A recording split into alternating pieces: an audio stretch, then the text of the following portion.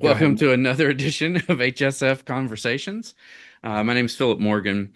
I am a contributor here at the Hell with Society Forum, and today I'm joined by two fellow contributors, Dr. Jesse Owens and Mrs. Sarah Lytle.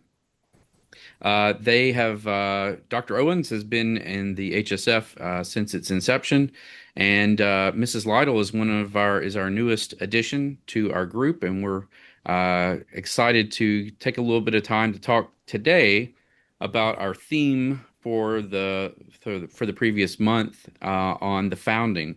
Uh, in advance of the 250th celebration of the signing of the Declaration of Independence, we had planned on writing a series of essays that just related to the founding, and then we wanted to have a recording just talking about some other themes.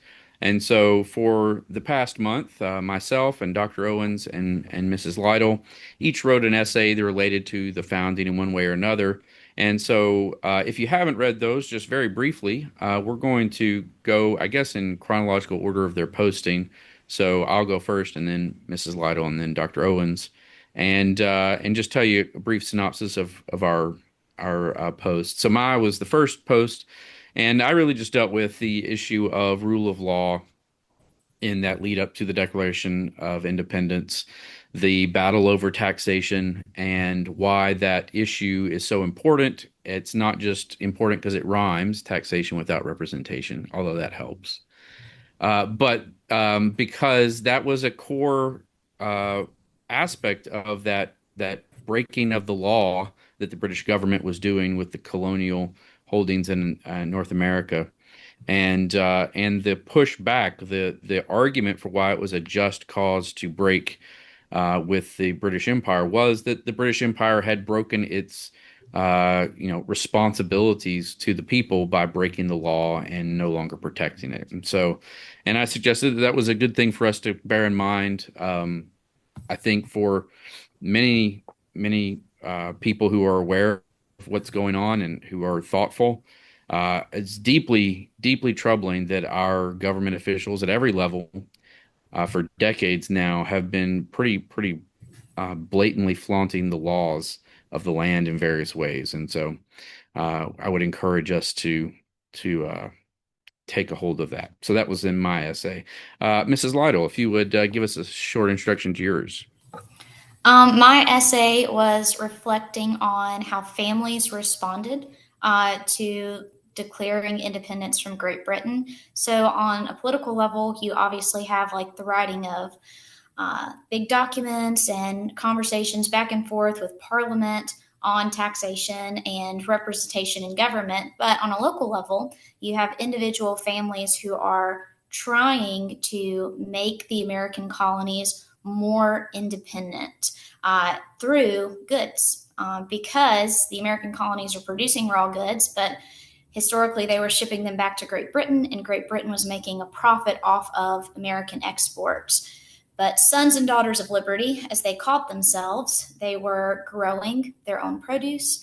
They were spinning thread, whether it is linen or wool, natural fibers, and they are also trying to make their own iron goods. So they're making anvils and boats and wagons, all sorts of goods that they can use to increase agriculture goods. So they are looking at growing cash crops, but for their own profit rather than for Great Britain's profit. And I think it's just interesting how, on a local level, we can be involved in government in multiple ways. You vote at the booth, but you can also grow gardens and make your own clothing.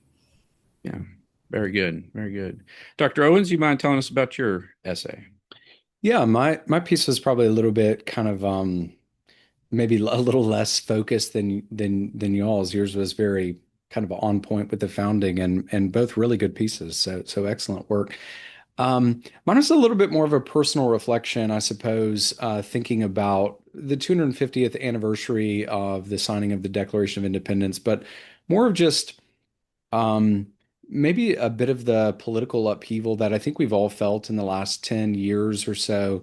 And I don't know that our time is more unique than other ages as far as our nation has experienced a lot of political upheaval and in different ways. So it's not as if our time is somehow unique, but just to say, as someone who grew up in the 90s and started voting in the early 2000s, the shape of American politics has changed quite a bit. I think the Democratic Party has just become increasingly liberal and just I don't know. It's just so much further afield. And in many ways, I've felt like the Republican Party has changed quite a bit too. And it's been something that took an adjustment, I would say, for me over the past 10 years. And there have been times when maybe I've been tempted to withdraw from the political process, or maybe even I felt tempted to be slightly less even patriotic.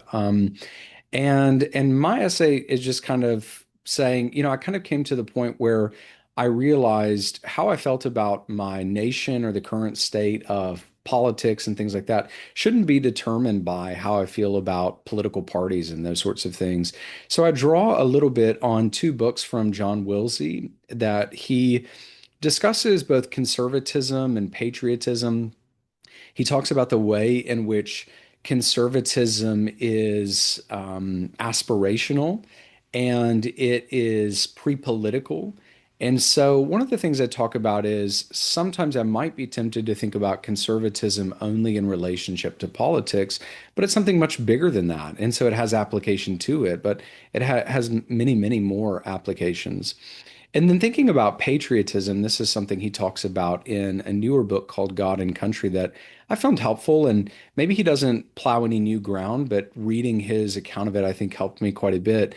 Thinking about patriotism as a sort of ordered love. And if we think about Jesus' teaching on loving God and Mhm. loving neighbor, then patriotism is an extension of those, summation Mhm. of the commands. And so if I truly love my family and my church and my community and my state and then my nation, then patriotism is an extension of those things. And so engagement in the political process, engagement in a variety of other arenas, those are central to what it means to be patriotic. And to be very frank, I think having a 7-year-old and an 11-year-old has really helped me sort of reassess my own take on these things. I want my children to Mhm. love our nation, and we have a great, and I would say truly exceptional nation, and I want them to have a sense of that as well. And so, yeah, so it's just a bit of a reflection from me on those items. Well, great. Well, thank you both for sharing. I enjoyed both of your essays a lot, and we were trying to kind of bring various different perspectives on this topic. And one of the major things we wanted to talk about was how does the founding make, application to our own lives? Where is this? Is it just important for us to know because we're American citizens? So we need to know when the founding begins, and is it data points, or is there something that we learn from it? And while there are many academic historians who have rejected the idea that history can really teach us things, I think that is a misdirection. It is a bad turning in our discipline, and we should just say all three of us are trained as historians as well. I meant to say that at the beginning. So this is a field that we're very much a part of, actively involved in.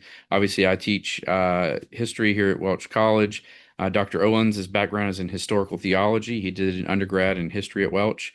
Mrs. Lytle did her undergrad in history at Welch College, and she currently serves in administration and oversight of a historic site in the Nashville area. And so we're all kind of in this world. And so we want to think about ways that these things apply to us and what lessons we can draw from the founding. So that actually kind of leads us into our discussion for today. There's a couple of things that I thought we would try to just touch on and see where these things go. But um, as we're celebrating our 250th anniversary as a country and our liberty, and over the coming years, there's going to be major milestones. They're going to hit the 250th celebration, various battles of the Revolutionary War.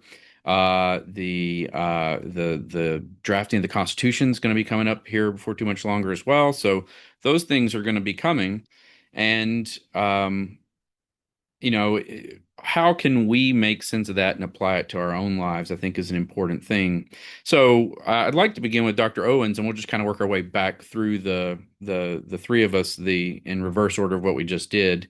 But if yours one event or one person from that founding era, that founding generation, that really sticks out for you and is meaningful for you, could you share with us who or what that is, and then why that seems to resonate in your own life? Yeah, this is a great question, and I appreciate Philip what you said about the way that history teaches us. It's not facts, just facts and data points. We can be instructed by it and learn from it. I have to say that I probably don't have the most creative choice on this particular question, but something that's always stood out to me, probably from the first time I heard it as a kid, even, but even into the present, is the way in which, sort of thinking about the founding era, George Washington's willingness to resign his role, as commander in chief before Continental Congress in 1783 in Annapolis is just so an incredible demonstration, I'd say, of his personal character, but and also his recognition of the uniqueness of the Republic, and then even the pattern that set for future generations. So, and I mean, by all accounts, from when people heard this around the world, they were amazed by, that he actually did this. So to have that sort of power at your fingertips and to have the opportunity to potentially hold on to it, but to willingly relinquish that, to hand it over before Continental Congress, and then just kind of go home, go back to the farm is such a striking thing. And how many other nations have there been like that, right? And so I think they recognize something of the uniqueness of what this what they were trying to do. And I think Washington set the tone for that. I would say, as it applies to my own personal life, while not being in that sort of situation, that that sort of humility and, again, character, to not be drawn to power for the sake of power, to not try to hold on to it as long as you possibly can, until someone rips it out of your hands, but to maybe serve in the way that God has for you to serve, and to be willing to step aside when it's time. I think those are very important things that, that I think are instructive for us. Yeah, so not to skip ahead of Sarah, although I can ask, is yours also George Washington? Okay. All right. Well, fair enough. All right. So that was where I landed as well. So, Sarah, why don't you tell us about your thoughts about why Washington is so important? Well, first, let me say, I think you bring up a very good point about Washington. We live in a world that is dominated with career politicians. You go to school with like a law and history degree, and then you shadow in local government, and then you work your way up until you can hold office. And it's so ingrained that you're a speaker, and you practice your performance, and the types of things that you're going to say, how you're going to respond in debates. And it seems artificial to us in a lot of ways. But it's encouraging to have examples like Washington or like Jefferson, who view themselves as farmers first and then politicians secondary, right? So once they retire from office, they go right back to that primary vocation, and they return to their land, they return to their houses, and they tend to it. And it encourages me, because it seems that they're more like you and I. They're average citizens who are invested and passionate about their locale, and they're trying to contribute to a ordered liberty, trying Mm. to cultivate a good government and reward righteousness and punish wickedness. And it's just a very encouraging example to see. You don't really see that a lot in today's media and in today's figures. Mm. But I read a book that Mr. Morgan actually assigned to me, and the book's thesis is not really the part that stuck with me, but it's called Founding Gardeners. And it talked about Washington and Adams and Jefferson and Madison. Uh, and Washington, specifically, when he was designing his gardens at Mount Vernon, he planted native plants in his garden. So you have like Lewis and Clark, right? And they're bringing over all different varieties of herbs and spices and teas, and they're bringing with them a bit of European culture, British plants, British fashions. And even though we were viewing ourselves as distinctly American, we were all so very British in the types of clothes that Americans are wearing and what they're eating, how they're cooking, how they're building houses. But Washington plants ash trees, and he's planting like elms. He's planting yaupon holly, which grows native in North Carolina and Tennessee, and he was doing it intentionally to value the plants that are at our disposal or in our Mhm. backyard. And he's also planting it in like his formal gardens, which should be your nicest, best, most fragrant plants. And he's planting a bunch of shrubs, compared to Mhm. like British flora.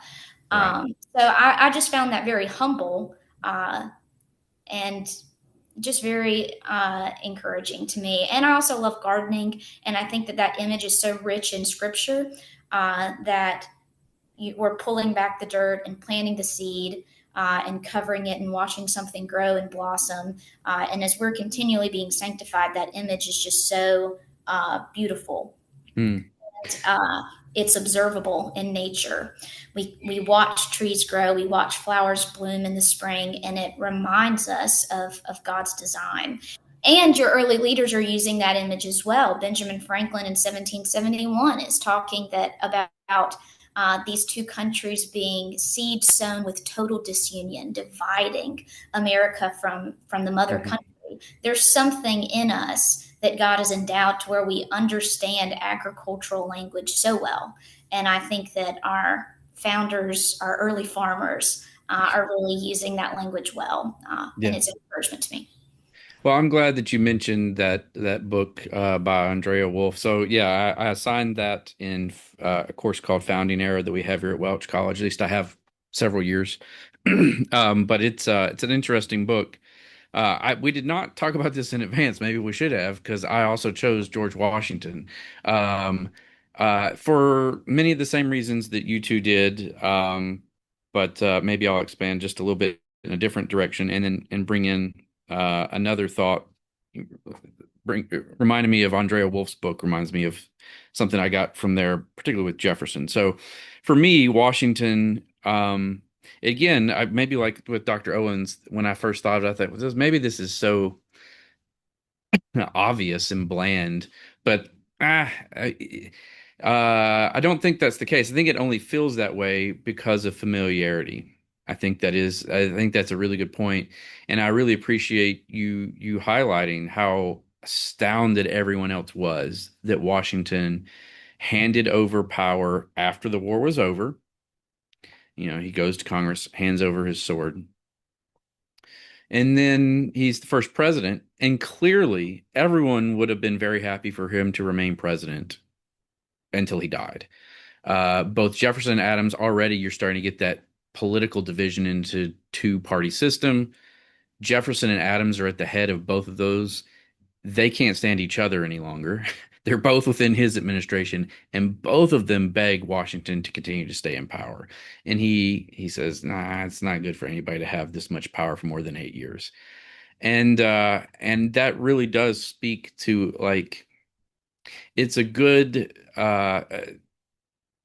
instructive word about having an appropriate vision of what our importance is, which is a more complex way of saying humility, I guess. But maybe what I would say is, for the application for me, there are days when I'm tempted to say, well, if I'm not around, such and such thing is going to fall apart. It'll be my church, it'll be my job, it'll be whatever it is in my community, and if they don't have me here to give them what's what, then it'll just all go to pieces. And Washington has a much more moderate view of his own influence. And he's not, as Mr. Forlans pointed out, it's not that he doesn't value himself. He does think he has a lot of value. He was willing to serve in these roles. He knew that he had importance, but he also was willing to say, this is not about me. It's about something much bigger. So I appreciate, yeah, both of you saying Washington. I guess I could add in if there's another thing that kind of comes from the founding generation. Um, I really appreciate Jefferson a lot in some ways. There are other aspects about him which drive me crazy, which may be the most American thing to be. Um, but one of the things that Andrea Wolf tells about in her book Founding Gardeners. So if Washington is trying to preserve all these natural American things, in his garden, Jefferson sneaks. It was illegal at that time to take rice out of Spain across the state's borders because they had a special kind of rice that would only they were making a lot of money on, and it was intellectual property.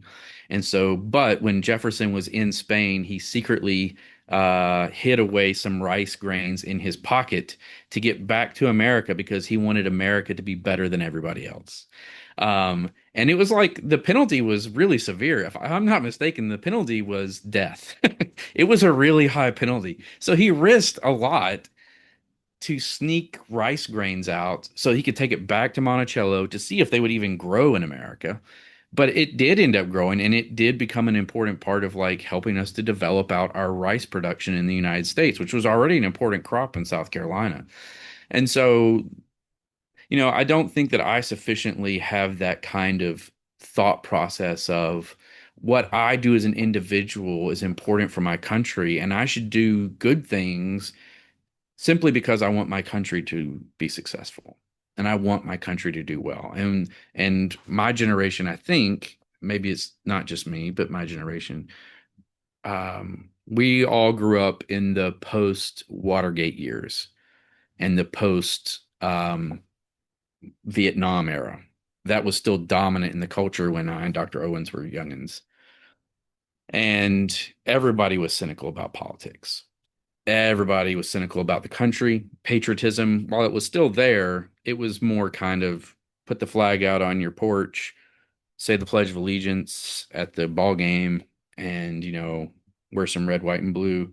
Not so much about how can I develop a new industry, not so much so that I'll benefit, but so that my country will benefit.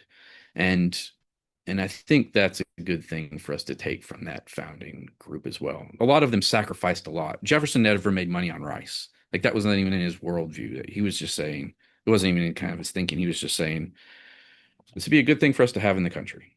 So anyway, that's what I got on that. Go I ahead, wonder Dr. what Owens. Jefferson would have spent all that money on if he had made money on rice. Yeah, who knows? He loves Uh, spending money. Yeah, he was very good at spending money. As the historian Paul Johnson says, he was an inveterate.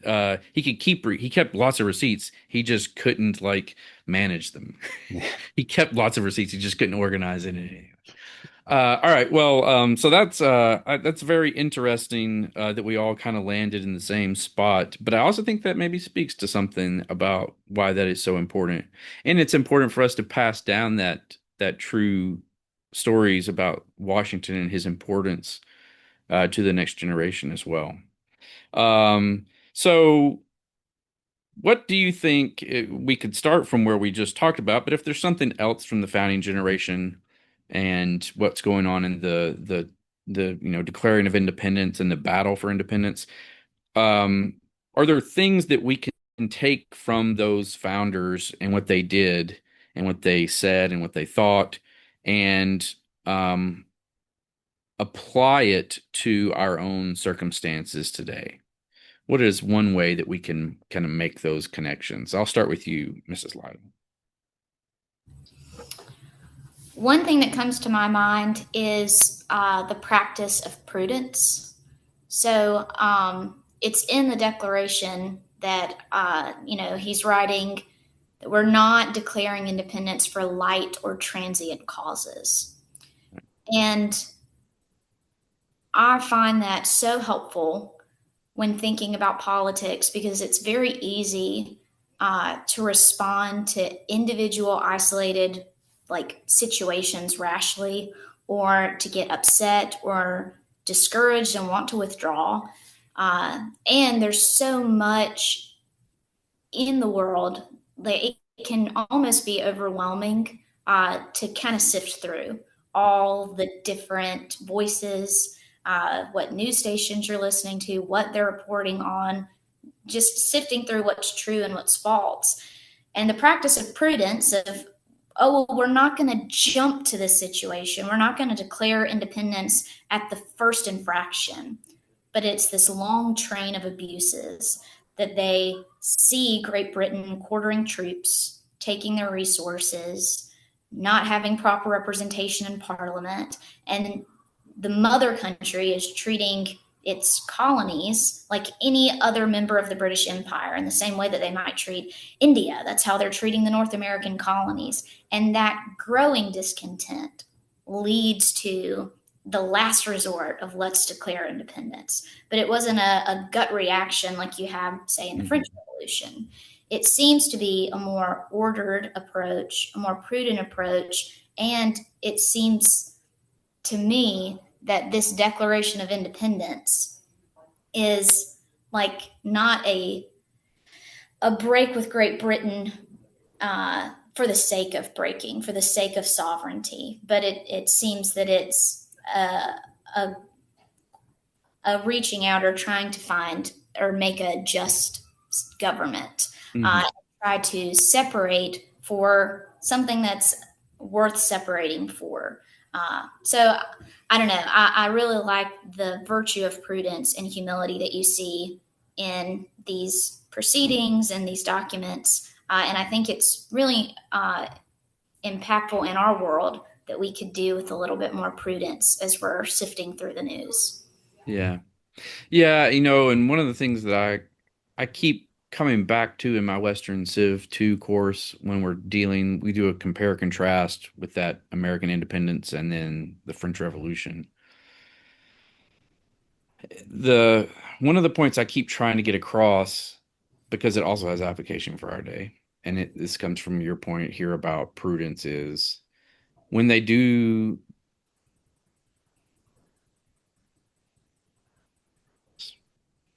elect representatives from their states or colonies to go to a colonial congress, getting together to figure out, to discuss together, to take counsel with one another about what they should do to proceed. They don't turn to violence in the streets and rioting. There are some exceptions to that. And I think there's a reason that after the 1960s, modern historians tried to make way more of the riotous actions. But the founders themselves are very much opposed to that kind of activity for the most part, with some exceptions. And they think that that's going to actually undermine their movement, which they were correct. And they said this is going to make things worse, not better.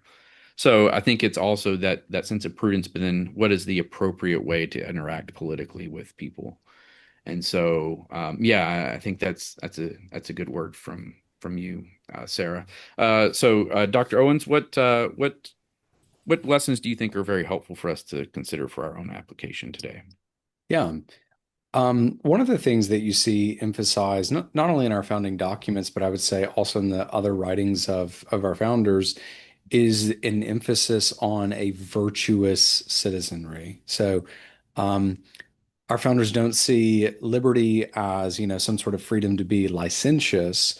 They know that a healthy republic is going to require people to have personal virtue and moral virtue and personal restraint. And so, the founders obviously have various views on maybe specific Christian doctrines and those sorts of things. But there is this broad agreement of a sort of Judeo-Christian worldview and the value of the moral teachings of Scripture. And so they place high value on a virtuous citizenry. And I think we've really lost sight of that. If you want to maintain the sort of nation that we are, or at least that we were intended to be, it requires personal restraint and it requires a virtuous citizenry. And I think we've lost sight of that. Related to that, I would say the necessary relationship between liberty and order, right? Those things go hand in hand. So you can have liberty or freedom, but that requires personal virtue, it requires personal restraint. And so there's a sort of self-ordering involved. But we also need order in the form of laws that promote justice and peace and flourishing. Otherwise, like you were saying, Mr. Morgan, otherwise we have a nation that will descend into anarchy and sort of an unrestrained pursuit of pleasure as kind of the pinnacle, of what it means to be an American. And I'm afraid that I think that we have that view now, right? Where to be an Mhm. American means I'm free to do whatever I want. And we lost Mhm. this sense of the necessity of personal restraint and virtue and pursuing the good and the flourishing of families and of communities. And if we're just set on the pleasure of the individual, that's not what this nation was intended to be. But again, it's also going to just evolve into utter anarchy. And I think we see something of that now. And, I think it's going to require a sort of spiritual Mhm. awakening of sorts in our nation. But I think we would do well to learn sort of the origins and the nature of the sort of freedom that the founding fathers intended for us to have and to make use of. That's right. Yeah. Yeah, that's good lessons to draw from the founding. It, I think if it would be interesting. On a couple of occasions, I have listened to presidential speeches in a long series of them, or like recordings, and it's fascinating to see how the conversation begins to shift. And if you do that in a much broader scope, looking at the founding era and then look at, say, what any president from the 20th or 21st century is talking about, they're talking about two radically different things in most cases. Those founding generations, they are mostly talking about basic principles of like Republican government, as in, that form of government, but then also what is the going to take for this to be successful, for people to be virtuous. And when you get into the 20th century, it becomes much more about how do we serve various vested interests and what can the government do to fix everything. One of the books that we use in the civics course is by a Canadian named William Gardner, and it's called The Great Divide. And he has a fascinating narrative of how the left shifted or liberalism changed over the 20th century that I think has been very helpful for me in thinking about how that shift happens. Because as late as the late 19th century, you still have most people talking about liberty with order. Today, I was reading a lecture that Booker T. Washington was giving in 1907, and he was talking about the importance of moral virtue in order for there to be order and peace and liberty. And what Gardner argues is that the trade-off was the government is going to enter in and provide more financial and protection and safety and support for you. And the trade-off in giving up those freedoms, because that is a giving up of freedom for safety, but the giving up of those freedoms was we'll allow more moral licentiousness. So there's a paring back of the moral strictures and laws and a increase in economic and like privacy and intrusion and just day-to-day interaction with the state. And so, of course, part of the reason that is the case is if people aren't going to be self-controlled, then you have to have order.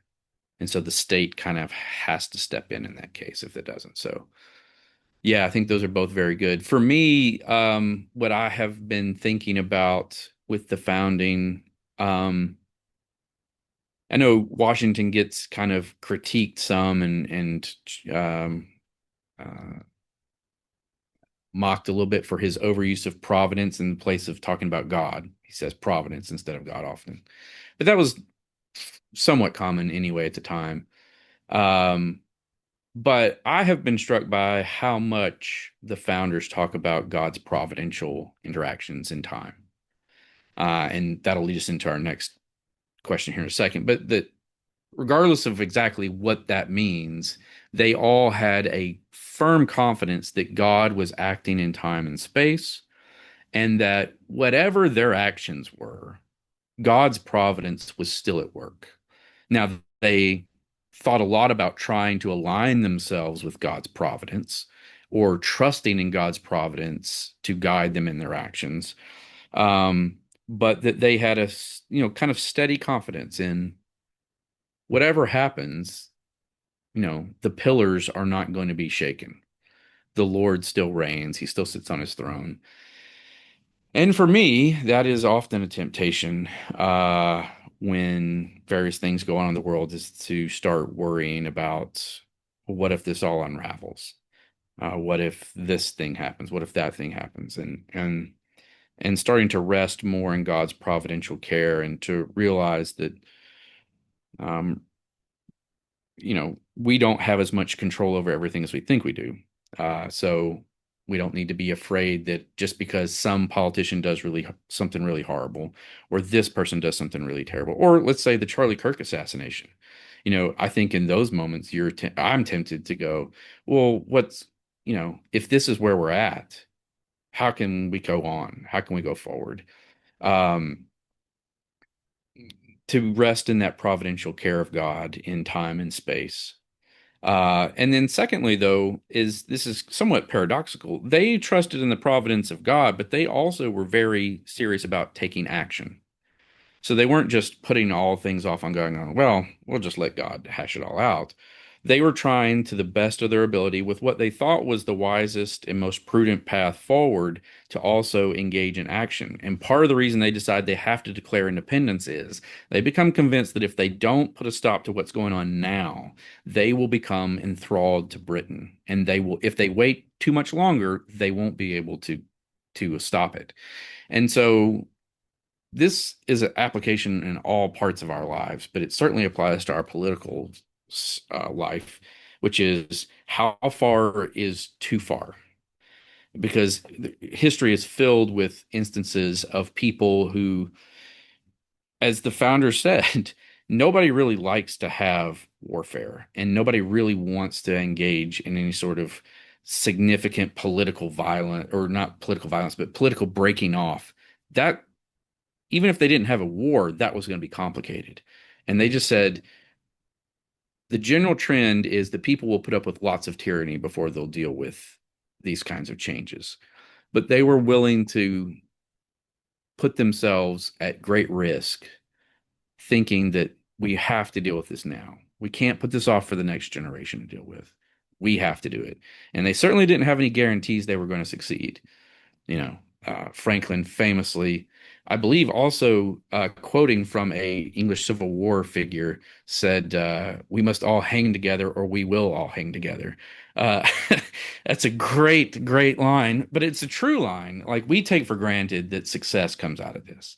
None of those men had any guarantee of that. They came out of there having signed the Declaration of Independence, knowing that they had essentially gambled their lives, that they had better win, because if they didn't, they were all going to be executed. And so I think for me, that's the other thing, is I should also not be lethargic about dealing with these problems as they come up in our communities and in our state.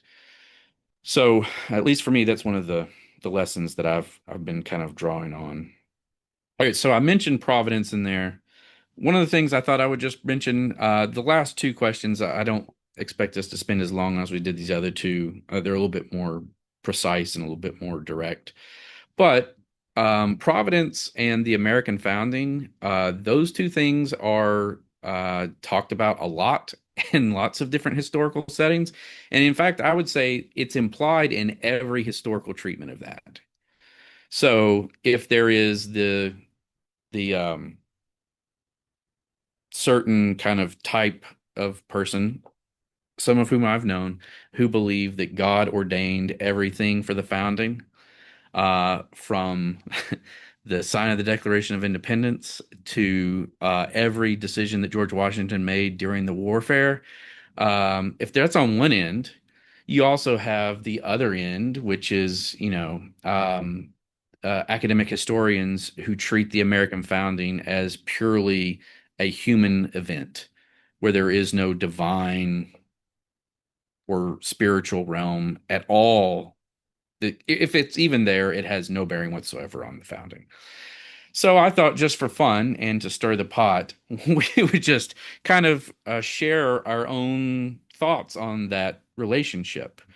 And since I've let each of you guys go first, and I thought that I would start out this time. Uh, but I would say that my sense of how they are connected is still somewhat vague. But I have become increasingly convinced that historians, and as academically trained historians, we don't give enough credence to God's providential actions in time and space in every country's history. Not just in America, but in every country's history, God is providentially working in time and space to achieve certain things. And I think we see plenty of evidence of that in the prophets, especially I've been going through Isaiah lately and the interactions that God has with Assyria and with Babylon and Persia. And I don't think that those are unique interactions with those countries. So it's not that God only acts covenantly with Israel, but that he interacts with all countries. And of course, he's working to redeem all people to himself. That's his ultimate goal. So when it comes to thinking about the American independence movement, there are a couple things I would just like to say. I guess where I kind of have landed, and then you guys feel free to disagree. Um, but I have kind of come to the conclusion that the men who were leading the independence movement and the general population were largely Christian in their commitments. That doesn't mean they were all Orthodox. Not they certainly weren't all redeemed, but they were largely Christian in their commitments. And they, as best I can tell, were really trying to assess whether or not what they were doing was in accord with what was true and just and good, and in accord with what God would desire for them. And I think well, I don't think it's clearly explicitly put in the Declaration of Independence that they trusted the justice of their cause to God's judgment. And so that leads me to think that God is more involved in this than he might be, say, in the French Revolution, where they are explicitly trying to exclude God from the whole process, if that makes sense.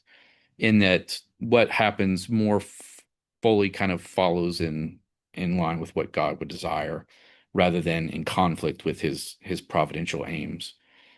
Um, but that doesn't mean that Thomas Jefferson received the Declaration. It doesn't mean that God is providentially, miraculously preserving everyone during the war. There may be instances where that did happen. I just don't, it's not convincing. It's not revealed in scripture, obviously, and it's not obvious. So for me, I think that he is involved. And I do think that because those people were very intentionally trying to work within his will, that there is at least a greater input of his providential action than, say, in some other circumstances. Let's take the Russian Revolution as well, 1917. So that's my position on it. And I'd be curious to see what you guys think about that and your responses. You want to start first, Mrs. Lytle, and then we'll move on to Dr. Owens? I'm very comfortable with that idea. And I would also say that it's very clear that a majority of the population has a constrained view of man, which I think is really helpful for thinking about the moral foundation of these laws that kind of are derivatives of English common law. They believe that man has a disposition towards evil, and they are trying to reward good behavior in society, and they are trying to discourage bad behavior. So there's references, a lot of references to in Montesquieu to Deuteronomy, and you have for civil disobedience, people are responding to like Romans 13, that you are to be an active citizen and that you are to live in accordance to God's law first, but also to the law of your governing body. So I think that that's present as well. Uh, I do get wary whenever you attribute, like, whenever you come across the people who attribute everything to God's providence and say, like, God is on the side of American independence. But I'm equally as wary of the folks who say that God has no hand in these things, Mhm. or so I don't know where exactly I would, articulate that line. And I think putting a line anywhere is kind of a rough thing to do. But my personal stance is that I think that God's providential hand is certainly involved in American founding, in every country's founding, like you were talking about, and how we, you know, because God's providence is involved in our lives, in our communities, in our families. And if we believe that God is acting in time and history from the creation until Mhm. redemption and consummation, then we have to believe that individual circumstances, God is also at play. But I just don't know. There's so much talk on both ends of that conversation. I don't know exactly where I fall. I Yeah. mean, I'm very comfortable saying and Paul Johnson says this in History of the American People, that the most successful colonies in America are those that have religious ties, not your merchants who are coming to make money quickly and then return to Great Britain, but families who are coming and setting up churches and evangelizing, because the tie is so much stronger. And so that's what I would say. Okay. Yeah, and I meant to say, I think this would go into this. Ronald Nash and his The Meaning of History talks a little bit about God's providence and relation to history, but part of it is that God works through what we might call ordinary means, which is to say the family, the government, your ordinary things. He doesn't miraculously interact all the time. That may happen, but he all the time is working through these ordinary things. All right, sorry. Yeah. So Jesse, I'm interested to see your thoughts on this as well. Well, I think I started to say the good news. I think the good news is I think we all pretty much land at pretty much the same place. Um, I think the relationship between Providence and history definitely can be a tricky thing to tease out, right? So I think we've all said we would wholeheartedly affirm that God is actively at work in human history and in our lives, in our world. And he is providentially, ruling and reigning over human affairs. So I think we can say that with absolute confidence. I think we'd all be in agreement on that.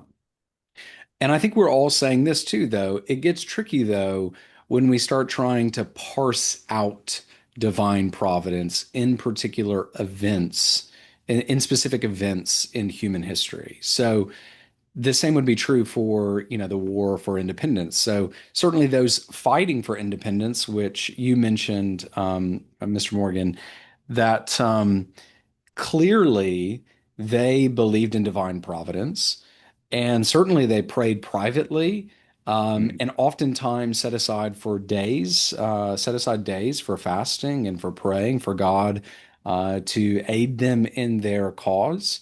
Maybe there is some kind of, like you mentioned, leaving this ultimately. Well, God will determine, right, whether or not we're on His side. So rather than invoking mm, God be on our side, we're praying we're on His side of things. So mhm, I have no doubt at all that God is at work in the world and was at work in the lives and labors of those who played various roles in the war for independence.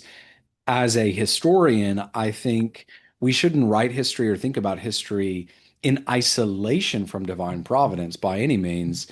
If we start trying to attribute divine providence to particular outcomes or events, I think that's when we've probably gone beyond what God has revealed to us. So, mhm. has He aided and sustained our nation? Absolutely. I have no doubt about that. Um, can I get down into the nitty gritty and identify divine providence in specific places and times and events? I think that's where it gets much more complicated. Yeah. Well, that's interesting. Yeah, we didn't again discuss that beforehand, and we were I was interested to see how this is gonna play out. I kind of figured we would be around the same area because all of our influences are so similar. But um, yeah, it's been a question that's been on my mind a lot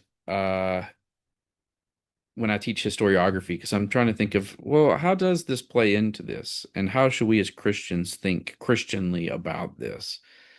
Um, because the modern discipline has been so dominated from a atheistic worldview, if only in that people are just excluding God altogether from their consideration of it.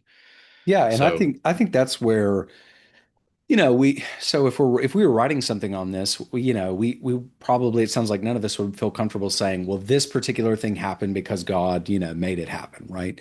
yeah, But we also wouldn't look at a given event in the 1770s or 80s or 90s or whenever and say, well, here are these socioeconomic data points, and this is the reason this happened, and there's no other explanation. yeah, Um, that's not to say that, like you said, God might not even use ordinary means like yeah, socioeconomics, and yeah, trade and all sorts of things. But it is to say that it's more than that, right? yeah. And so what does that look like? I don't know, but I do think we would have to recognize, like the people we're talking about, by the way, they would recognize God was at work in the world. One of the ironies of sort of modern approaches to history, like you were saying, that are more atheistic, is they're not sympathetic to their actual subjects. So the way that they Right. treat them and the world is in a way that they wouldn't recognize, right? So that they make their world about something other than what the actual people we're talking about would have. No, they read the Bible and they prayed and they attended worship and all of these sorts of things. So I think we should take that into account. Well, that leads me into that's a good way to start into our final statement on this, and we can just kind of go around. What is what is one way that you think we can best honor the founding generation in our own lives? And maybe just this year, as we're kind of going through this celebratory year of our 250th birthday. How can we best honor that generation in our own actions? Mrs. Lytle, why don't you start us off? I think the easy answer is to learn about it, to Mm, read behind the founders and subsequent generations, and learn about the system of government that we live under. Because it's astounding how many people have not read like the Constitution or the Declaration of Independence to be informed and to participate on a local sphere, on a state sphere, on a federal sphere, to know who you're voting for in local elections, to go listen to what commissioners have to say, go to town hall meetings, just to participate because you see active people, like you were saying, that it's not just they're relying on God's providence to bring these things about. They very much believe in the providence of God, but they're also taking an active role in bringing about that independence. So yeah. that I think could be an encouragement for us is to read behind them and then to practice what we're reading. Mm, yeah, that's good. That's good. Jesse? I would say, what Sarah said is great. So read about the founding era and the founders as much as possible. Be engaged in the various realms of areas of civic life and those sorts of things. The only thing I would add to what Sarah said, and this just probably has something to do with my station in life, is I'm really trying to think more and more. And Philip, you do an excellent job of this in various areas of life, including church life, is just include your kids in the Mhm. process. And I think so much of what they can see and learn and value and all of those sorts of things might come through just coming alongside you, and Yeah. seeing you vote and seeing you engage in other various forms of voluntary associations, whether community or in the church and those sorts of things. Mhm. Um, I think that localized view of the world and civic engagement, we can pass that on to our kids in part by talking about it directly, but some of it is them seeing us involved in it. Yeah, that's a good word. Yeah, so I really appreciate both of your inputs on that. Yeah, speaking about, kind of having your kids involved, I know you and I have shared, we had kind of similar experiences growing up of, when I was a kid, my dad occasionally would take me to go do stuff with him. And if we were in the car during, when Rush Limbaugh was on, we would always listen to Rush Limbaugh Yeah. or good old Uncle Phil Valentine, both of whom have gone on to their reward. Mm. Um, and it was special because I was with my dad, because that was kind of fun. But I also was learning about politics, and I mean, those were intense days. It was the Clinton years, so we were exposed to a number of things pretty early as a result of that. And actually, that's actually been kind of my complication on that is the political realm is so vulgar and blasphemous now that I have a hard time doing that with my kids because I'm like, I don't know that I really want to have to get into this right now. Um, let alone what people say, but like a lot of our battles lately have been about transgenderism and homosexuality and all these other issues, which I do want to help my kids work through, but maybe after they're an adolescent, or at least in their double digits, as we like to celebrate at our house when you get to your double digits in 10. But yeah, so those are good points. I think for me, two things that I have really been thinking about in this last month as we've kind of been doing this is just how important the rule of law is and preserving that. And that is at the cornerstone of this. What laws we embrace is a very important thing. It really doesn't matter what laws we create if we don't abide by them. So I know that the easy way in a lot of our conversation is always like, well, we just got to get the right laws passed. If we just pass this law, that'll solve the problem. Well, it won't if we don't enforce it. And so uh, we are picking and choosing which laws we want to enforce, and we have been for decades. And by the way, I mean, it's not even just, I mean, Jesse had a really good moment earlier to say we're not unique. Yeah, the more I read about American history, the more I go, oh yeah, like there's really scuzzy political figures pretty much from day one. And so, we're all having to deal with that stuff. But to guard the rule of law and to Mrs. Lytle's point, promote true education. I think that is the other thing that I know it sounds kind of conspiratorial to say this, but I was struck recently in a book I was listening to, dealing with the Great Society. And in the 1950s, already public school teachers, they were just out of college and getting ready to go in, they were doing surveys to define what capitalism was. And that's not the be all end all of things, but that just tells you that our education system for a long time now has not been really instructing people. And certainly since we were all kids, most of it has pretty well collapsed. And what most students are getting is not the truth. They're getting falsehoods, or they're just not being told huge swaths of things, which is a lie by omission. Um, and we just have to do our part to say this is what the truth is. And we can do that in our local communities through our, libraries and other places. Work to try to get your library to do good stuff instead of really corrupting things. Do it through your church. I gave a series of lectures on Christianity and the American founding on our church on Wednesday nights in the lead up to the July 4th celebration.